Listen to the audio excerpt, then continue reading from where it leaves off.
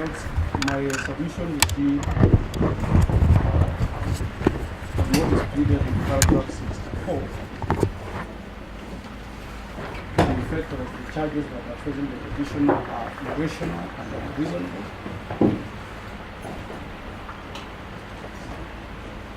And also what is pleaded in paragraph 69, that where a remedy is provided elsewhere and available through a civil remedy, there should not be any valid reason to invoke the assistance of a criminal sanction. And 3, we will demonstrate to the court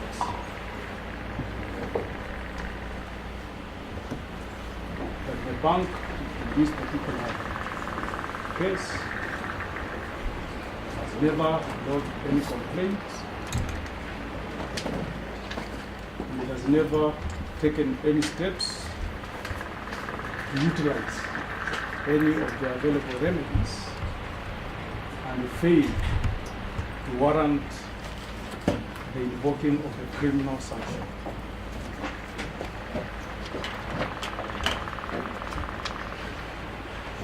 Five, 4, I will advance the argument under paragraph 62 that the first and second respondents are applying selective justice and acting discriminatively against the petitioner. And finally, that the criminal justice system is being manipulated by the first and second respondents by using the criminal justice system for ulterior motive and to achieve extraneous purposes. A lot very quickly, the investigations in this particular matter, according to the affidavit of Lillian Owora in paragraph 17 and 18 of our affidavit, were triggered by communication from the Kenya Revenue Authority, bringing to the attention of the DPP suspicious financial activities in regard to financial transactions of 2 companies, Royal Investments Limited and Grand Forest Japan, Austin. There is no mention of the petition at all. In paragraph 18, she avers that the DPP did direct the second respondent to do thorough investigations on that matter, and on conclusion, the file be submitted to the DPP's office.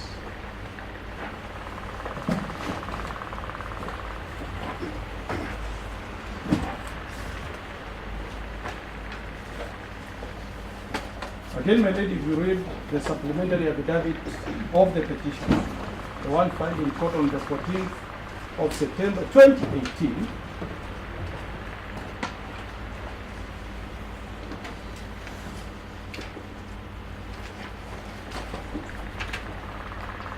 the second respondent filed a notice of motion. No, a miscellaneous criminal application 2225 of 2018. And in paragraph 2, they sought certified documents in relation to accounts held by Blue Nile East Africa Limited at KCB Limited. That's at page 37 in the supplementary affidavit of the petition. And at page 41, an order was issued that was directed to the manager KCB. In that, my lords and my lady, there is nowhere in the pleadings before court where orders were given to investigate the issue of the professional undertaking that was given by the interested party.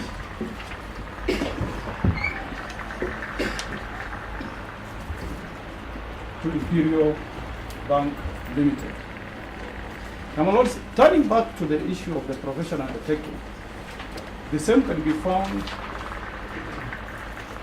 in the second respondent's affidavit, that is Abdallah Komesha, more particularly annexure AKMI 14,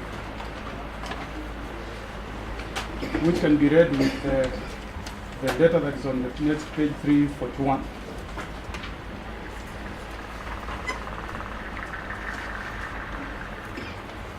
Relate that professional undertaking is given to the receiver manager of Imperial Bank Limited in the normal practice of conveyance.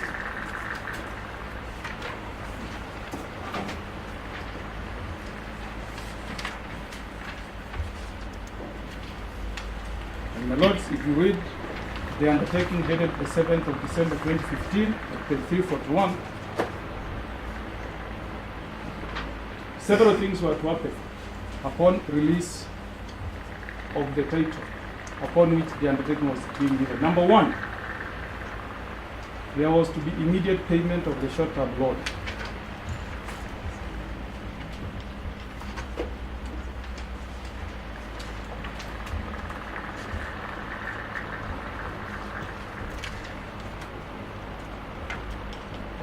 Number two, some monies were to be paid towards meeting installments of the long-term loan.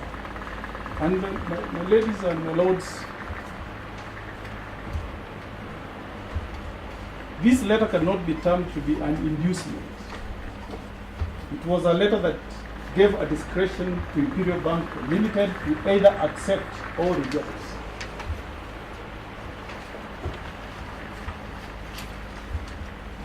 And my ladies, if you look at page 45, annexure PMM7,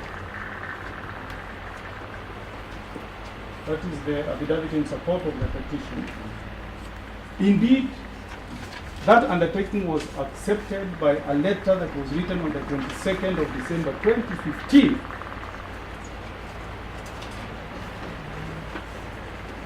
That was signed by Mohamud Ahmed as the receiver manager for Imperial Bank Limited. And it gave conditions. It gave conditions. One, Council, just yes. I don't know whether this submission will happen this That's the last difference I'm making in that committee. Now, that particular letter gave 4 conditions to warrant the release of the title together with the discharge of charge. One, that upon full payment of the short-term loan, titles 2734/202 and 3734/209 will be released to the petitioner.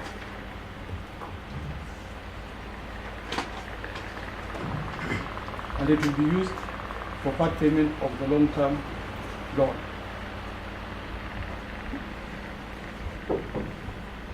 And then it will also be used to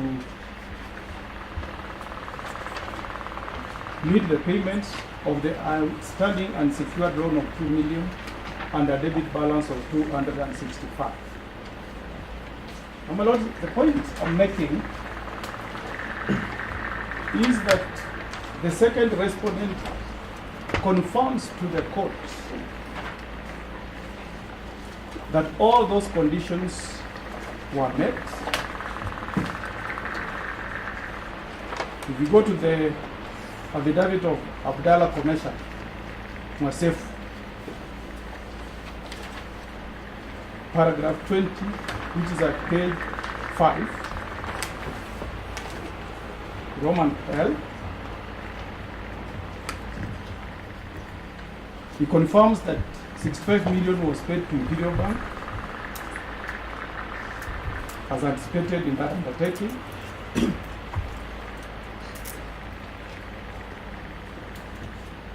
Another 6 billion was paid to clear the outstanding short-term loan. Another 2 million was paid as a balance of the unsecured facility. And finally, and which is most important, which is at 26, paragraph Q, 35 million was debited to the petitioner's account at Standard Bank and credited to our Crystal account at IBL Limited.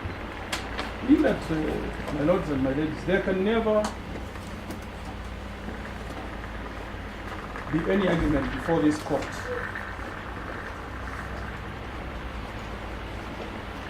that the petitioner and our lawyer obtained the discharge of charge through inducement. This was a normal conveyancing transaction where a lawyer gives an undertaking to the bank and the bank gives certain conditions for fulfillment in return. You know, that being the position in law, what is the available remedy to the bank?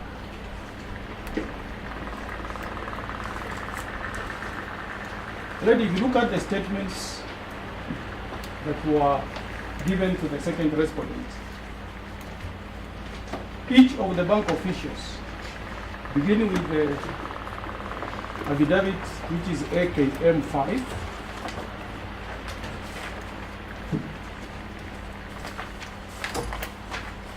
that's the statement of Peter Nzuki,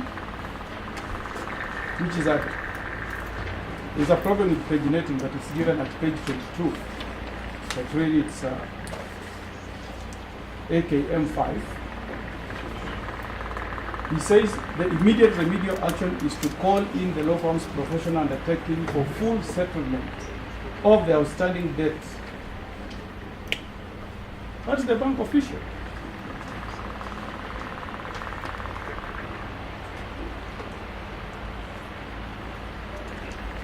And the same is also repeated by another bank official.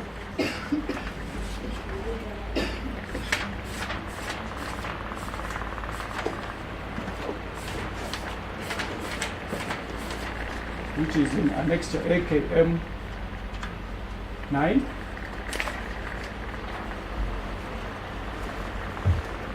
At page 10, that's the affidavit of Mohamud Ahmed Mohamud.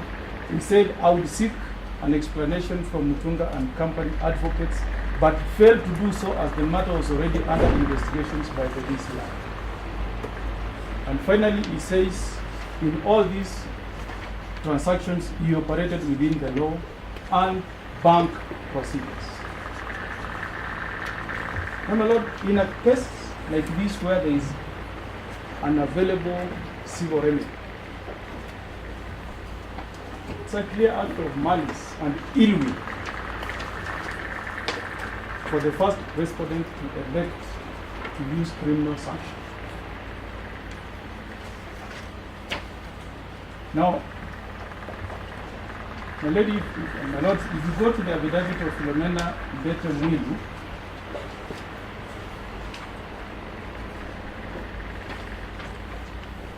it's an extra PMM9, runs from page 1. I'm making reference more particularly to page 6.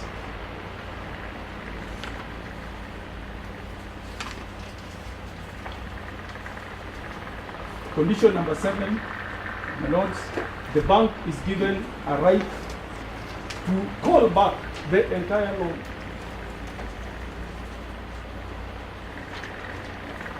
In the event there is any default in payment.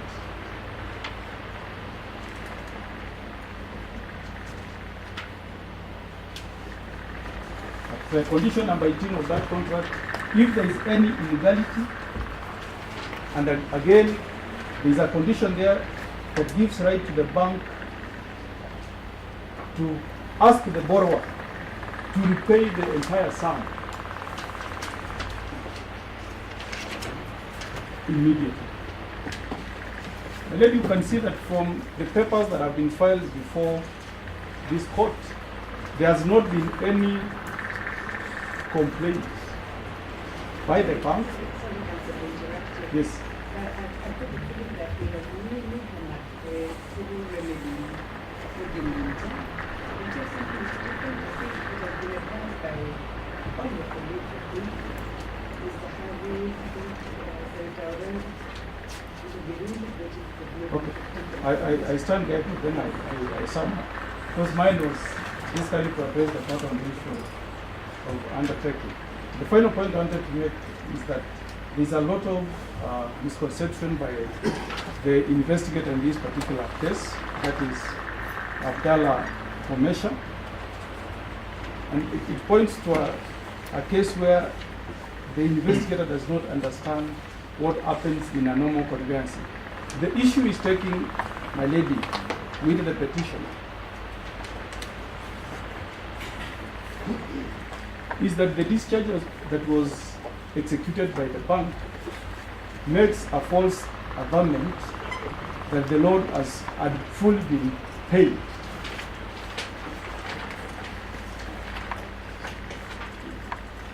And therefore, the bank official was induced to sign the discharge. But let again, in any conveyance where an advocate gives an undertaking, the land's office will not receive any discharge. He does not have that statement that the loans that were secured in that particular charge have fully been paid. And you can see that at paragraph 20, which is at page 8, Roman 6, Roman 8, where the investigator is taking an issue that the discharge indicated that the loan had fully been paid. That's a serious misconception from his part. Then if you go at Roman 8, again there's a misconception that it's the borrower who executed the discharge. That's what Mr. Komesha says, that the borrower signed the discharge of charge knowing that the contents were false.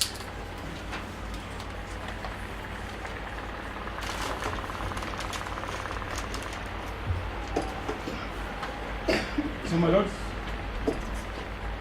taking the sum totality of the facts which are before you, that charge 1 and 2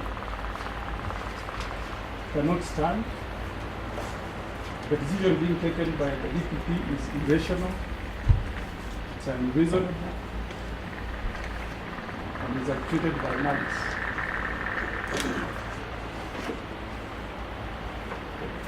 There are a number of authorities in that regard, and I think my learned friends have made reference to them, but I just want to emphasize what is at page 164 of our bundle, which emphasizes the point that where there is an available civil remedy, then the criminal sanction should not be invoked. The same disposition can be also be found at page 452. The case of Kilogoro versus Shereka, criminal appeal number 7 in favor of 1968, holding Roman 2, where the court says where a remedy is elsewhere provided and available to a person to enforce through a civil court, it should not be permitted to invoke the assistance of criminal law for purposes of such enforcement. So my lady, I submit that this is a pure commercial conveyancing transaction whose breach should attract a civil remedy and not a criminal sanction. Any action of criminal nature will be a violation of Article 157, sub-Article 11 of the Constitution, as it's tantamount to abuse of legal process by the office of the DPP. Thank you.